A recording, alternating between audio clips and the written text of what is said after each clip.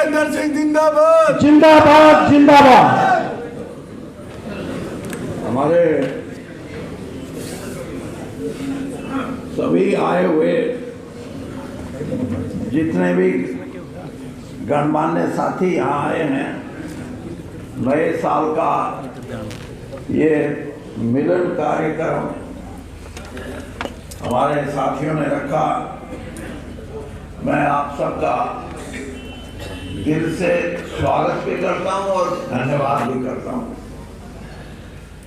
हमारे बीच में आज की इस कार्यक्रम की अध्यक्षता कर रहे आदरणीय चौधरी कमल सिंह जी, पूर्व मंत्री हरियाणा सरकार, हमारे भारतीय जनता पार्टी के हिसार जिला के अध्यक्ष कैप्टन भूपेंद्र सिंह जी, और हमारे मेरे पुराने साथी मित्र जो अभी आपके बीच में बोल के गए, विजय कौशिक जी, उदयवीर जी पूनिया, जिन्होंने इस कार्यक्रम के आयोजन में विजय कौशिक जी का साथ दिया, परमेंद्र सिंह जी। परमेंद्र सिंह ये जब मैं मंत्री था तो मेरे साथ OSD रहे। अशोक सिवाच जो अभी बोल रहे थे, ये आपके जो MP हैं उनके साथ जुड़े हुए हैं, उनके साथ काम करते हैं। और भिवानी से वीरेंद्र किरोड़ी जी आए हैं जो आपके बीच में बोल के भी गए हैं, और यहाँ के बहुत ही सीनियर आदमपुर हल्के के नेता हैं और हमारे बहुत ही कर्मठ साथी हैं, वीर सिंह दलाल जी, प्रमिला पूनिया जी, विद्या जी, और गोहाना से भी हमारे साथी आए हैं, रिंकू, और राजवीर वर्मा जी हैं बरवाड़ा से, राजकुमार शर्मा ब्राह्मण सभा के अध्यक्ष हैं यहाँ के, और छबीर सिंह जी हैं, कुलदीप वाल्मीकि जी हैं, हमारे बहुत ही कर्मठ साथी हैं, और राजेश खर्ब हैं, अनिल गोदारा जी हैं, राजकुमार सरपंच हैं बोथन से। और इस कार्यक्रम में जो नए सरपंच बने हैं वो बहुत आए, और उनको जो उनके मन में बात है उसका जवाब दे के जाऊंगा मैं, पक्का, आप चिंता न करें। और सारे हमारे साथी हैं, अमरजीत कुंडू हैं, किसान नेता हैं, कृष्ण कुंडू जी हैं, और बबलू हैं खरड़ से, अनिल गोदारा जी हैं, और परीक्षित जी हैं, गुलशन सिंगला जी हैं, अरविंद बिश्नोई जी हैं, डॉक्टर देशराज हैं बरवाला से, निहाल सिंह जी हैं कसवा, जितेंद्र सिहाग हैं भैनी से। दो बात पहले मैं कह लेता हूँ। एक तो जो आज नए सरपंच चुन के आए हैं उनको बधाई, और दूसरा ये कि मैं 50 साल से इस धंधे में हूँ, धंधा है ये राजनीति के आजकल, आप तो नए नए आए हो, और हम भी जब नए गए थे तो चाह हमने भी बहुत चढ़ा था कि ये भी मिले, यो भी करा, लेकिन सारी बात ना हमारी कदे पूरी हुई। ये जब कानून बना था कि राजपाट में 3 तरह का राजपाट होना चाहिए, एक तो दिल्ली से चले, एक चंडीगढ़ से चले, और एक आपके गांव से, आपके ब्लॉक से या आपके जिले से चले। और जो कानून बना राजीव गांधी के समय में, उसमें ये साफ लिखा था कि ये 27 चीजें हैं ये सरपंच करेंगे, ब्लॉक समिति करेगी या जिला परिषद करेगी। मैं उस समय चौधरी भजनलाल जी की सरकार में मंत्री था, तो जब ये सवाल आया तो भजनलाल जी कहने लगे, भाई एमएलओ से पूछा कि उनकी मीटिंग बुला लो। मैंने कहा बात तो ठीक है, जब सारे एमएलए, उसमें ये नहीं है कि सिर्फ कांग्रेस पार्टी के एमएलए थे, खिलाफ वाले भी, सारी पार्टियों के एमएलए से जब बात की कि भाई जो ये नया कानून बना है जिसमें निचले स्तर तक, गांव से लेके और जिला परिषद तक ये शक्तियां, ये पावर इनको देनी है, 27 है ये, तो पढ़ के सुनाई के हैं, सारे एमएलए कूद के पड़े। ने बोले कि ये सारी मारी चली गई, फिर हम क्या के एमएलए फिर तो गए हैं। तो ये मान के चलो कि राज में बैठा कोई हो, अपनी ताकत नीचे बांटना नहीं चाहता, यही रोड़ा है।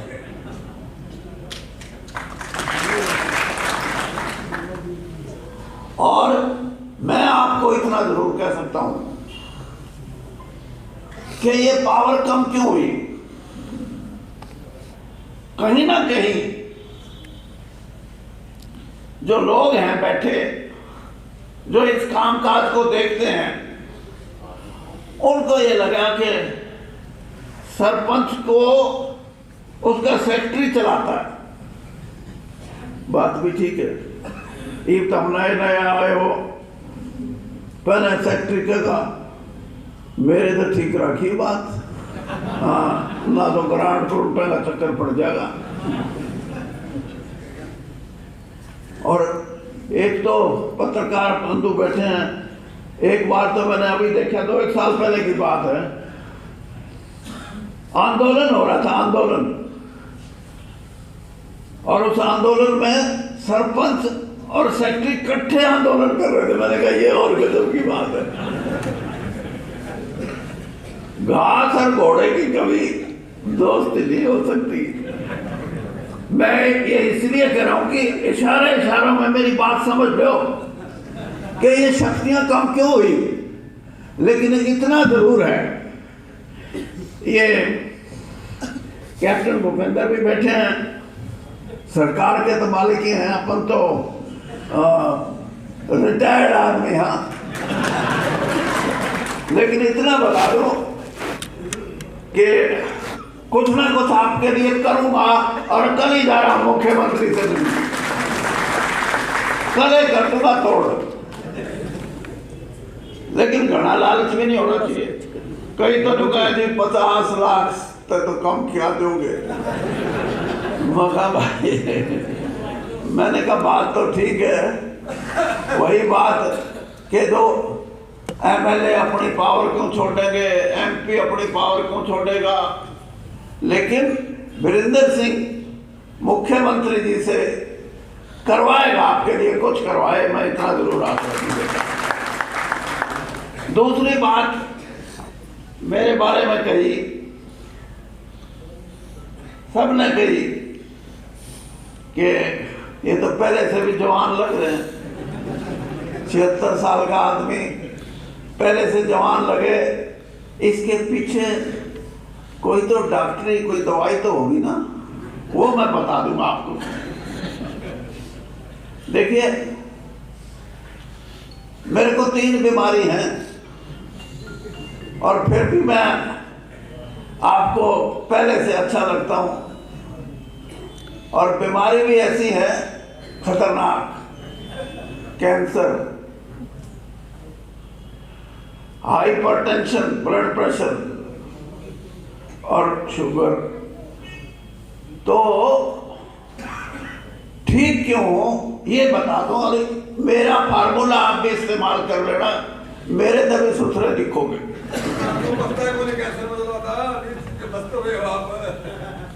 मैं जब मोदी जी की मंत्रिमंडल में मैंने जिस दिन शपथ लेनी थी,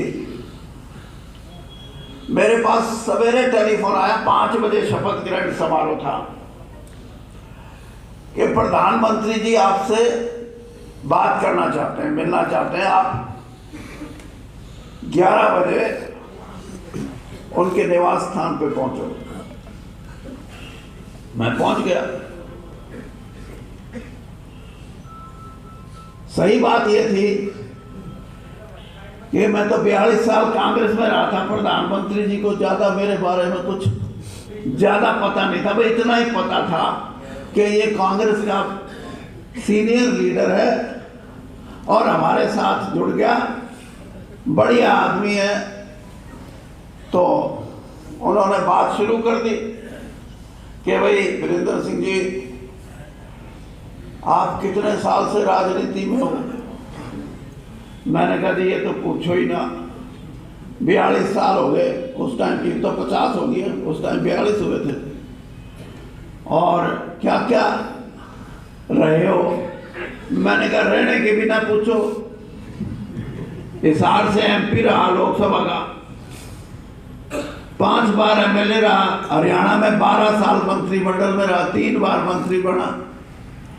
और इस देश की 7 राज्यों की कांग्रेस की टिकट मैंने अपने हाथों से बांटी है। जिसको चाहे उसको टिकट दी, और उसमें बंबई जैसे शहर की टिकट, जिसमें थैला भर के लोग नोट ले आए, अगली टिकट का कर दो, ये थैला पकड़ो। मैंने कहा ऐसी ऐसी जगह। और अब आप भी मेरे को मंत्रिमंडल में ले रहे हो। 3 बार राज्यसभा का मैं सदस्य रहा हूं, एमपी रहा, लेकिन रात को नींद आराम से आती है। तो कहने लगे कैसे? मैंने कहा राजनीति में 42 साल की राजनीति में ठगी बगी नहीं की, बेईमानी नहीं की, झूठ नहीं बोला, चोरी नहीं की, डकैती नहीं की, इसलिए आराम से सोता हूं। वरना बेईमान आदमी दिखने में कैसा हो, लेकिन रात को उधड़क के पड़ता है। आई पुलिस, आई सीबीआई, एक और क्या है, ईडीआई। हाँ,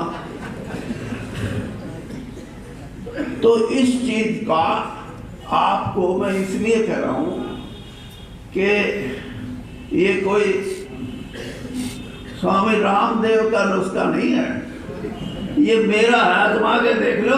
ईमानदार रहो, राजनीति में अपने काम से काम रखो, बेईमानी की तरफ देखो मत, लोगों की भलाई की बात सोचो। कभी भी भगवान आपको कोई गलत नहीं करेगा, सब अच्छा ही करेगा। इसलिए मैंने अपने साथियों से कहा था कि एक प्रोग्राम कर लो, हम मिल लेंगे और इसके बाद मिलने का काम जब रोटी खाएंगे अपन इकट्ठा तो वहां करेंगे। ये तो भाषण है, असली बात वहां होगी। एक बात और कही मेरे साथियों ने, सबने कहा कि शहीदी दिवस होता है 23 मार्च को, और उसमें हम रैली करेंगे। दरअसल रैली शब्द नहीं है, वो एक हमारी संस्था है वीरेंद्र सिंह के साथी के नाम से, और वो वीरेंद्र सिंह के साथी इकट्ठा होंगे, जींद में इकट्ठ होगा। अंदाजा ये है हमारे साथियों का कि 1 लाख साथी इकट्ठे होंगे। देखो रैली में तो कई तरह का माल आता है। रैली में तो ये भी आता है, गाड़ी बढ़ाइए और 2 पेटी भी धर लिए। हाँ, और हमारी जो बहनें हैं उनके लिए कहेंगे स्पेशल गाड़ी आई है, केले डर रखें, केले खूब खाते, राम अखेर केले खाते आइए। वो तो इकट्ठा करते हैं लोगों को, हम ऐसा नहीं करेंगे। हम उन लोगों को कहेंगे कि आप जो बात हम कहते हो इससे अगर सहमति रखते हो तो आना, ना तो कोई जरूरत नहीं है। और सहमति किस बात की है मैं ये आपको बताना चाहता हूं, क्योंकि वो किसी पार्टी की रैली नहीं होगी, वो कांग्रेस की विरोध में, बीजेपी के विरोध में, इनेलो के विरोध में, जेजेपी के विरोध में, कम्युनिस्टों के विरोध में नहीं, वो होगी कुछ सोच विचार करने की। और सोच विचार ये कि इस देश को आजाद हुए 75 साल से ऊपर हो गए हैं, लेकिन आजादी से पहले की जो समस्याएं थी आज भी यूं की यूं मुंह बाएं खड़ी है। चाहे गरीबी की बात है, चाहे बेरोजगारी की बात है,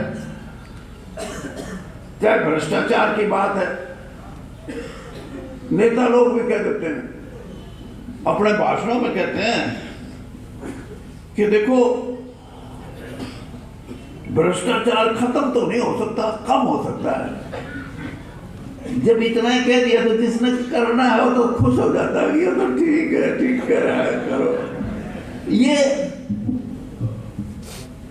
कोई अगर ये कहे कि भ्रष्टाचार को बिल्कुल जड़ से उखाड़ के फेंका जा सकता है, तो आप उस आदमी की जरूर सुनना। मैं तो आपको सिर्फ इतना बात कहूंगा। और ये होगा, हमारा समाज बदल रहा है, नई रोशनी है। आज के जो नौजवान हैं उनके मन में बहुत सी ऐसी बातें हैं, और उसका तरीका है। देखिए, पंजाब का इलेक्शन हुआ, पंजाब के इलेक्शन में 117 सीट हैं, उनमें से 92 पे आप पार्टी जीत गई। बीजेपी की 3 सीट आई, अकालियों की 1-2 आई, और कांग्रेस की 17-18 आई।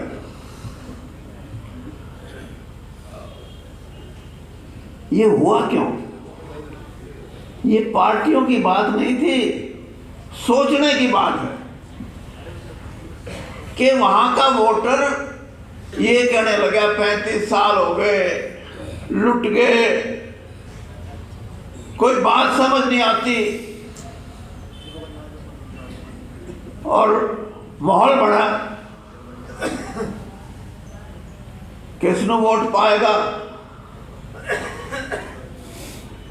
वोटर का जवाब था अकालियां तो पानी नहीं, ना कांग्रेसियां पानी। 35 साल हो गए, गल्ला गल्ला करते हैं, कम कोई नहीं करता। लुट लिया सारा पंजाब, पंजाब के लोगों को किसनु पाएगा कि किसे न पावा। वो थी आगे आप पार्टी। अब आप पार्टी ये सोचे कि हम 92 सीट जीते, नहीं। राजनीतिक लोगों ने अपना विश्वास जो खो दिया, वो विश्वास की कमी की वजह से दोनों पार्टियां धराशायी हो गई, जो 35 साल तक पंजाब में राज करती रही। मैं इसलिए ये बात कह रहा हूं कि उसमें सबसे बड़ा मुद्दा ये था भ्रष्टाचार का। और आज भी कोई भी राजनीतिक दल हो, अगर भ्रष्टाचार के लिए संघर्ष नहीं कर सकता, उसको उखाड़ने की ताकत नहीं रखता, तो लोगों का विश्वास उस पार्टी से कम हो जाएगा, उस प्रशासन से कम हो जाएगा। और इसीलिए मैंने मोदी जी की जो बात बताई, मैं ये नहीं कहता कि मैं बड़ा ईमानदार हूं। मेरा भी मन करता था कई बार, एक पता नहीं मौका मिले ना मिले कुछ तो बना ले, लेकिन एक चीज हमेशा मुझे रोक के रखती थी, और यही बात मैं आपको बताना चाहता हूं कि जब मेरा मन मचलता था तो मुझे ये बात याद आती थी कि मैं अगर भ्रष्ट हो गया, मैंने बेईमानी की, तो मैं बदनाम नहीं होऊंगा, बल्कि जिस महान पुरुष का मैं नाती हूं, जिसकी बेटी का बेटा हूं, दीनबंधु छोटू राम जी का, उनका नाम बदनाम होगा। इसलिए मैंने कभी भ्रष्टाचार को अपने पास नहीं आने दिया। ये बैठे चौधरी कमल सिंह, आपके जिले के हैं। अगर ईमानदारी में किसी का नाम लिया जाता है हिसार के अंदर तो इनका लिया जाता है। मैंने देखा है, हालांकि मैं ये दूसरी पार्टी में थे, हम दूसरी पार्टी में, लेकिन हम इनका कामकाज देखते थे। तो इस देश को ऐसी व्यवस्था चाहिए कि भ्रष्टाचार मिटे, गरीबी खत्म हो, आमूलचूल परिवर्तन होने चाहिए, बेरोजगारी खत्म हो। मैं ये बात इसलिए कह रहा हूं कि आप आज से 5 साल पहले तक हरियाणा में, खास तौर पे जो अपना ये हरियाणा है जहां सरदार बसते हैं, वहां तो चाव था विदेशों में जाने का। और चलो जी 2 एकड़ बेच छो, मुंडे नू कनाडा भेज दो, लेकिन अपने लोगों में नहीं था। लेकिन अब पिछले 5 साल से जिस गांव में भी मैं गया, 12 छोरे डालिए जी बाहर, 10 डालिए जी नया चाव।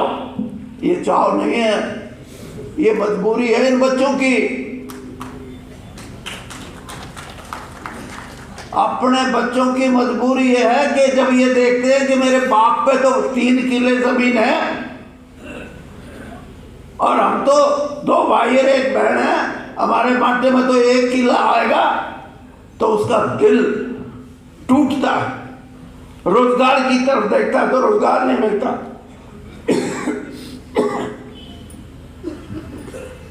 और इसी स्थिति को देखते हुए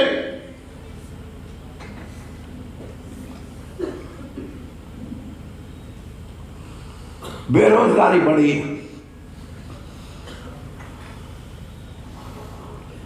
अब ये कैप्टन साहब तो बुरा मानेंगे,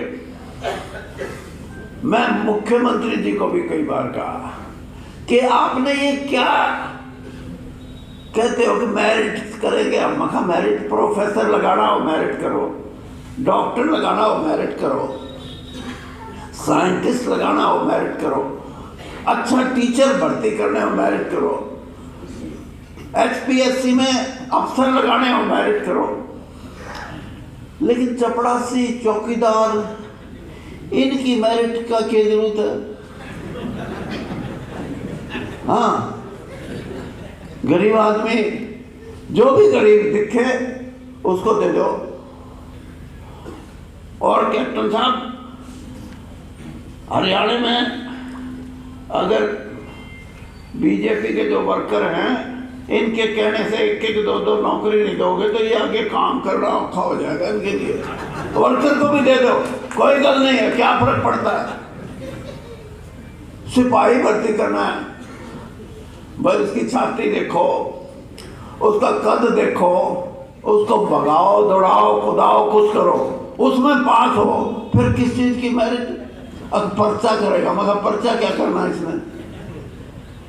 यानी कुछ चीजें ऐसी हैं जो व्यवहारिक हैं, और इसीलिए मैं ये कहता हूं व्यवहारिक चीजों के लिए हमारे को सोचना पड़ेगा कि गरीबी कैसे खत्म हो, भ्रष्टाचार कैसे खत्म हो, बेरोजगारी कैसे खत्म हो। और मैं तो यहां तक कहता हूं कि अगर हमारे बच्चे विदेशों में जाना चाहते हैं तो उनकी इसी दुर्घटना करो। कोई कहते हैं डंकी फ्लाइट, है ना? कोई डंकी फ्लाइट का मतलब ये कि गलत तरीके से जा रहे हैं बेचारे।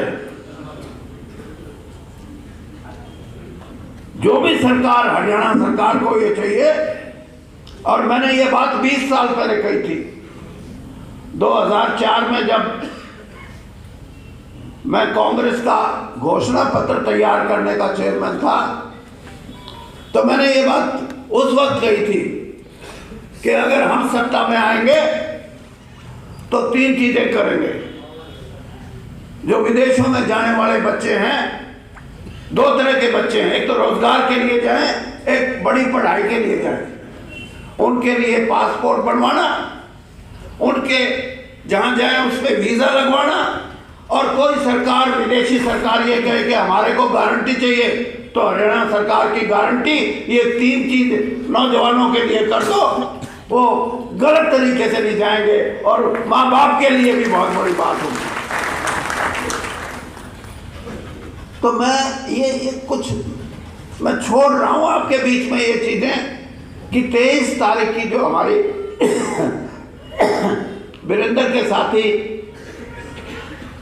सिंह के साथी के नाम से कार्यक्रम है, उसमें इन चीजों का समाधान क्या? आपने सुना होगा प्रधानमंत्री जी का 15 अगस्त को लाल किले के प्राचीर से जो उन्होंने भाषण दिया था, उसमें एक बात कही थी कि लाल बहादुर शास्त्री जी ने नारा दिया था जय जवान जय किसान का, और 1996 में उस नारे में एक चीज और जुड़ गई, जय विज्ञान। और प्रधानमंत्री जी ने कहा कि चौथी चीज मैं जोड़ता हूं, उन्होंने कहा कि जय अनुसंधान, जय जवान जय किसान और जय विज्ञान और जय अनुसंधान। अनुसंधान का जब नाम आता तो एकदम दिमाग में जाती है साइंस, मेडिकल, टेक्नोलॉजी, उन चीजों पे अनुसंधान। हमारी रैली में हम ऐसे अनुसंधान के माध्यम से ऐसे समाधान देना चाहते हैं, और जो पार्टी हमारी इस सोच को मान लेगी उस पार्टी के साथ लोग जुड़ेंगे, जो नहीं मानेगी तो उनकी मर्जी। अब अनुसंधान क्या, अभी मैं खुलासा नहीं करूंगा, वो तो 23 तारीख को, लेकिन एक आपको एक बात बताता हूं कि जैसे डॉक्टर हैं, डॉक्टर भर्ती करने हैं। आज हरियाणा में क्या है, डॉक्टर जो भी भर्ती होगा उसको गांव में भी नौकरी करनी पड़ेगी, शहर में भी करनी पड़ेगी, लेकिन पाबंदी नहीं है। गांव वाला जो डॉक्टर है किसी पीएचसी में, सीएचसी में एमबीबीएस डॉक्टर, बदली तो उसकी वहां हो जाती है, लेकिन अपना डेपुटेशन शहर में कराएगा, क्योंकि शहर में बच्चे अच्छे पढ़ेंगे, उसके अच्छी आबो हवा होगी, बिजली 24 घंटे रहेगी, मकान बढ़िया होगा, शाम को घूमने फिरने के लिए बाजार होगा। तो अनुसंधान क्या बोलता है कि गांव के आदमी को, किसी की मां, किसी का बाप, किसी का दादा, किसी की दादी अगर गंभीर अवस्था में बीमार है तो उसके पास कोई समाधान नहीं, क्योंकि जो अस्पताल खोले हुए गांव में पीएचसी सीएचसी के नाम से, वहां कोई डॉक्टर नहीं है। ले जाओ, कहां ले जाओ? तो हम तो कहते हो चलो हिसार, मारे वाले कहे चलो पटियाला, कोई कहे चलो दिल्ली पीजीआई, और कैथल कुथल की तरफ कहे चलो लुधियाना। इसका समाधान कुछ कर लो नहीं हो सकता, एक बात से हो सकता है। ये मेरा ख्याल है, आप उसको कितना सराहोगे मैं नहीं जानता, लेकिन इसके ये अनुसंधान से है कि हरियाणा में अगर 2000 डॉक्टर लगाने हैं, डॉक्टरों की जब वैकेंसी निकले कि हमने 750 डॉक्टर लगाने हैं शहरों में और 1250 लगाने हैं गांव में। जिसने गांव का डॉक्टर बनना हो वो उन 1250 में फार्म भर दो, जिसने 750 शहर का डॉक्टर बनना हो 750 उनका फार्म भर दो। 2 कार्डर हो,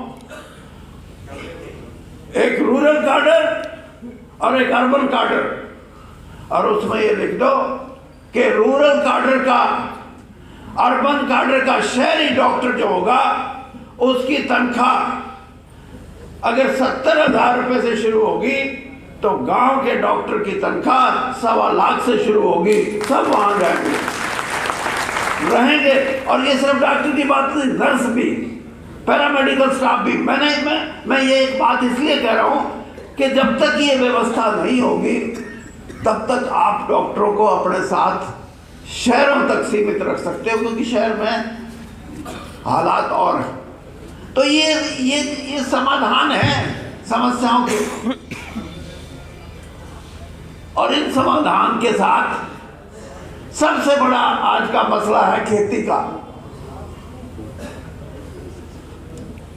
आपको एक मैं याद दिलाता हूं, ये जो कांग्रेस पार्टी ने जब 2019 का चुनाव था, आपको याद होगा कांग्रेस पार्टी ने ये कहा था कि हमारे को सत्ता में लेके आओ, हम आपके बैंक में 72,000 रुपये जमा कर देंगे 1 साल के। याद है? कांग्रेस पार्टी ने ये घोषणा की थी कि हम 72,000 रुपये, और कल या परसों राहुल गांधी ने यहाँ दोबारा भी पानीपत में ये बात की। इस बात को मैं समझाना चाहता हूँ, आप ये मत सोच लेना मैं राहुल गांधी के गीत गान ला के या बीजेपी, ये नहीं है मेरा। मैं एक बात समझाना चाहता हूँ आपको, क्योंकि आप प्रबुद्ध वर्ग से हो। दुनिया में अगले कुछ सालों में नौकरियां खत्म हो रही हैं, और तो और जहां 1000 आदमियों की जरूरत है वहां 10 आदमियों से काम चलने के ऐसा सिस्टम, आर्टिफिशियल इंटेलिजेंस, और तो और डॉक्टरों का भी मामला। मैं एक आर्टिकल पढ़ रहा था अभी, नैनो टेक्नोलॉजी आपने सुनी होगी। नैनो टेक्नोलॉजी के जरिए सर्जरी होती है, जिसमें पहले डॉक्टर ऑपरेशन करते थे तो खून निकलता था, कोई भी ऑपरेशन करते उसके लिए खून देना होता था। अब जो नैनो सर्जरी चली है उसमें कितना ही आदमी ने चीर फाड़ दो, खून नहीं निकलेगा और ऑपरेशन हो जाएगा। अब मैं वो अमेरिका से आर्टिकल आया हुआ था कि अब नैनो मेडिसिन का एक काम जो रिसर्चर हैं वो शोध करने वाले वो कर रहे हैं। मैंने कहा इसका क्या मतलब? अब जी इसका मतलब ये है कि जब ये मेडिसिन, ये दवाई जब तैयार हो जाएगी, आदमी के शरीर में लगा देंगे, चढ़ा देंगे उसको, और जितनी भी बीमारी हैं वो नैनो मेडिसिन जो है उस शरीर में उन बीमारियों को खत्म कर देगी। ना मलेरिया होगा, ना टाइफाइड होगा, ना कोरोना का बिरोड़ा मुक जाना। तो मैंने कहा भाई फिर तो कोई मरेगा भी नहीं। कहने लगे हाँ मरे, बीमारी से तो नहीं मर सकते, फिर कैसे मरेंगे? तो कहने लगे जी कोई किसी को गोली मार देगा तो मरेगा, या एक्सीडेंट हो जाएगा उसमें मरेगा। लेकिन मैं ये बात इसलिए कह रहा हूं कि अगर ऐसी परिस्थिति बनती है तो नौकरी शब्द को आप अपनी डिक्शनरी से निकाल देना। और मैं ये बात इसलिए कह रहा हूं कि जो 72,000 रुपये की बात करते हैं, सामाजिक दृष्टिकोण किया जाएगा। और ग्रेट ब्रिटेन के कोई आदमी तो बजट का एक समय, अब तो उनको ज्यादा टोटे में आ गए, वो 63% तक सोशल सिक्योरिटी के नाम से लोगों को पैसा जाता था। आप सरकारी नौकरी में हो, आपकी तनख्वाह कम, और जो वृद्ध आश्रम में चला गया उसका तो समझना पड़ेगा। इसलिए मैं ये कह रहा हूं कि ऐसे समाधान ऐसे हैं जो हमारे को नए सिरे से सोचने पड़ेंगे, नए सिरे से करना पड़ेगा। और एक बात और मैं आपको कह के जाता हूं, किसी को मैं ये इसलिए कह रहा हूं कि मेरी परवरिश ऐसी हुई है। भाई विजय कौशिक जो कह रहे थे कि मैंने अपनी जिंदगी में कई चीजें ऐसी सीखी हैं जो मैं आपको भी बताना चाहूंगा। मैं जब छोटा बच्चा था, मैं रोहतक में मेरी नानी के पास पढ़ता था। 6 साल का मैं गया था। बहुत बड़ा छोटू राम जी की कोठी थी, मैं अकेला बच्चा, मेरी नानी मुझे पालती थी। तो जब मैं स्कूल से आता तो खेलने को मन करता, तो हमारी जो मैत्राणी थी उसका लड़का भी मेरी उम्र का था। तो कहती भाई राम में, उसका नाम राम में था, राम में तुम खेलो बालक, खेल लो। हम दोनों खेलते खेलते खेलते मैं जो हमारा आउट हाउसेस थे घर के, उनमें उसकी माँ उसको रोटी देती, मैं भी खा लेता। तो जब मेरी नानी को पता लगा तो वो गुस्से हुई, मेरे से नहीं उनसे, अगर हमारे छोरे को क्यों रोटी खुआई। तो ये चीजें मुझे बुरी लगती थी। हालांकि मेरी नानी थी, लेकिन मैं गलत समझता था। 6 साल का बच्चा, मैंने कहा ये गलत कह रही है। मैं इसलिए ये बात कह रहा हूं कि हरियाणा के अंदर जो जात पात की नफरत फैलाना चाहते हैं, वीरेंद्र सिंह उनके खिलाफ लड़ाई लड़ेगा, उसमें कभी कोई। और जो धर्म के नाम पे हिंदू होना बहुत सौभाग्य की बात है, मेरा भी सौभाग्य है, लेकिन मैं आर्य समाज के संस्कारों से जुड़ा हुआ हूं। मैंने कभी दूसरे धर्म के नाम से कभी कोई फर्क नहीं किया। मैं पार्लियामेंट का मेंबर था। मैं अपने साथियों को, जो हमारे मीडिया के साथी हैं, उनको बताना चाहता हूं कि ये जगन्नाथ जी का मंदिर कहाँ है? पुरी। हाँ, पुरी के अंदर जब मैं मेंबर पार्लियामेंट था, हमारी एक एमपीओ की 14 सदस्यों की एक कमेटी गई। तो जहां हम रुके थे वहां उड़ीसा की सरकार ने कहा कि अगर आप जगन्नाथ मंदिर में भगवान जी के दर्शन करने जाते हो तो सुबह गाड़ी आ जाएगी, बस, और सबको लेके जाएंगे। वहां से कोई 8-10 किलोमीटर था वो, और आप दर्शन कर सकते हो। हम 14 के 14 बैठ गए गाड़ी में, और जो गाइड था हमारा, जो अफसर था, उस अफसर ने कहा कि यहाँ गाड़ी रुकेगी और गाइड अब आपको लेके जाएगा। तो गाइड जब गाड़ी में चढ़ा तो उसने कहा कि भगवान जगन्नाथ मंदिर में जो दर्शन करना चाहते हैं, उनसे मेरी एक प्रार्थना है कि जो हिंदू ना हो वो बस से नीचे ना उतरे, सिर्फ हिंदू ही जाएंगे। 3 मुसलमान एमपी हमारे साथ थे, उनमें से एक मेरा दोस्त भी था। तो वो मेरे को कहने लगा, भाई जा। अरे मैंने कहा जाऊं, और तुम बैठोगे यहाँ? कहने लगे हाँ। मैंने कहा वीरेंद्र सिंह भी जाएगा। मैं नहीं गया। मैंने कहा ये कोई, भगवान का घर तो सबके लिए है, किसी के माथे पे ये नहीं लिखा होता। तो ये संस्कार हैं, और ऐसे संस्कार हरियाणा में, हरियाणा की सभ्यता का हिस्सा रहे। और इन संस्कारों के साथ हमारे को अपने समाज को जोड़ के रखना है। जो समाज को तोड़ने वाली ताकतें हैं, उनका इन बातों पे विरोध करना भी हमारा फर्ज है। हम वो आदमी हैं जो जिनकी हजारों साल की सभ्यता ये सिखाती है कि 36 बिरादरी एक रहे, 36 बिरादरी के साथ हमारा प्रेम हो, और एक दूसरे पे विश्वास की भावना हो। ये वैसे हमारे भाई विजय कौशिक, मैंने 1984 में लोकसभा का इलेक्शन लड़ा था। 40 साल हो गए, हाँ 38 हो गए समझो।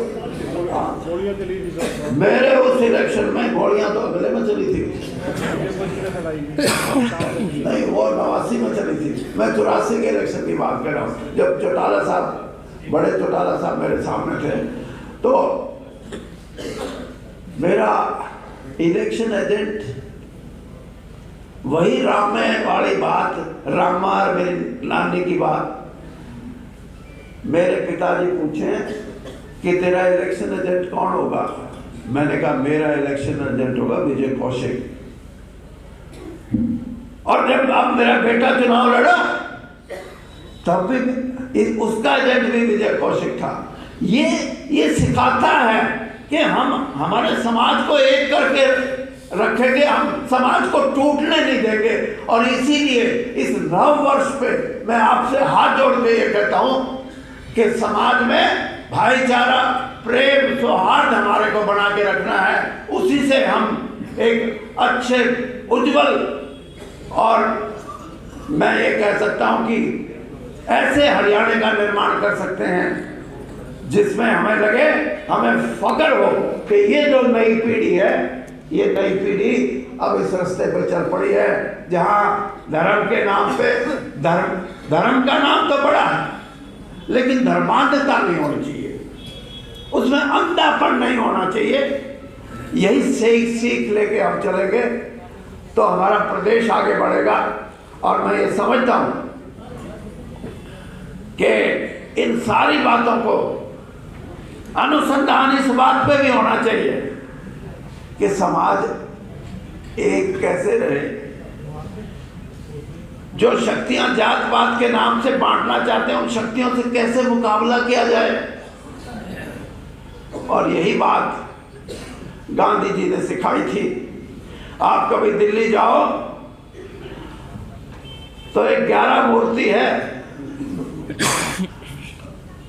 उसमें गांधी जी आगे चल रहे हैं लंगोटी में और पीछे एक पुजारी, उसके पीछे एक मौलवी, उसके पीछे एक क्राइस्ट का जो फॉलोवर हैं पादरी, और एक महिला, एक दूसरी महिला, और एक आदमी पीछे बैठा है और दूसरा आदमी उसकी बाजू पकड़ के ये कह रहा उठ। वो साधारण आदमी दिखाया है जिसको कोई ज्ञान नहीं है किसी बात का। वो जो आदमी उसको हाथ पकड़ के कहता उठ, अब ये लंगोटी वाला आया है, ये इस देश को आजाद कराएगा, आजादी मिलेगी, आजादी। आज आजादी के लिए हमारे देश को संगठित रखना भी बहुत जरूरी है। इसलिए मैं आपसे ये कहूँगा कि ये सभी चीजें हम अपने लोगों तक पहुंचाएंगे और 23 तारीख को नए अनुसंधान से नए ऐसी चीजें, ऐसे समाधान हम उसमें रखेंगे जिसमें आपको लगे कि गरीबी मिट सकती है, जिसमें आपको लगे भूखमरी मिट सकती है, जिसमें आपको लगे कि बेरोजगारी खत्म हो सकती है, और एक स्वस्थ समाज की रचना, जिसमें स्वस्थ समाज का मतलब आज 2 बातों पे है। कोई कुछ कहे लेकिन 2 बातें तो आप भी मानेंगे कि पिछले 8-9 साल में हरियाणा के अंदर 9 राजमार्ग, नेशनल हाईवे, सब कहते हैं अरे भाई इस सरकार ने ये तो मौज कर दी। और सही बात है कि जो राजमार्ग हैं उनका जो निर्माण है वो सिर्फ सड़क नहीं है, वो प्रगति की निशानी है। आप देखना इन्हीं सड़कों के माध्यम से ये हरियाणा तरक्की करेगा। और ऐसी कई चीजें करके दिखाई है। मैं खुद मंत्री था और एक फैसला किया, क्योंकि मनरेगा का महकमा मेरे पास था, मैं रूरल डेवलपमेंट मिनिस्टर था। फैसला किया कि मनरेगा में जो मजदूर काम करेगा उसका पैसा हम उसके हाथ में नहीं देंगे, या उसके ठेकेदार को नहीं देंगे, या ग्राम पंचायत में नहीं बंटेगा, उसके खाते में जाएगा। चाहे कोई कुछ कह जाए, लेकिन उस गरीब को एक राहत मिली, एक तसल्ली हुई। हालांकि राह काटने वाले तो फिर भी काटने हैं, हाँ, अगर इतने मिलेंगे पहला टेक जाइए इतने, लेकिन उन ताकतों से भी लड़ना पड़ेगा। और यही बात है कि गुर्बत को मिटाने में हमेशा गरीब आदमी को नीचे रख के बात की जाती है। जब समाज में ये व्यवस्था बढ़ेगी मैं खेती के बारे में बात बताना चाहता हूँ। ये मेरी सोच का हिस्से हैं, उसका पूरा खुलासा तब होगा। किसान यूनियन के भाई कहते हैं कि एमएसपी जरूरी है, मैं भी कहता हूं जरूरी है, लेकिन वो एमएसपी क्या कि कितना बीज पड़ा, कितना ट्यूबवेल पे खर्चा आया, कितना डीजल लगा, कितना ये होया, और वो करके अब भाई इतने 50% उस पे ऊपर वो एमएसपी। मैं ये कहता हूं कि इस देश की व्यवस्था में गरीब को, कमेरे को, किसान को उसका पूरा हिस्सा नहीं मिलेगा, नहीं मिल सकता। उसके अंदर आमूल चूल परिवर्तन करने पड़ेंगे। और मेरे ही दिमाग की एक खपत बेहतर जहां पर एमएसपी फर्स्ट इस तरह के बोलते हैं, फर्स्ट वैल्यू एडिशन पे भाव मुकर्रर हो तो किसान की जेब भी मजबूत होगी और जो गरीब काम करता है उसकी जेब भी मजबूत होगी। ये बातें सोचने की है, ये नए समाधान की बात। तो यही बात मैं आपको करना चाहता था। आपने मेरी बात सुनी और आप यहाँ आए, मैं आपका बहुत धन्यवाद करता हूँ। और 23 मार्च को तो आपको इतनी प्रार्थना करते हैं कि आप देख लेना, नए रंग में होगा हरियाणा, नए रंग में। धन्यवाद।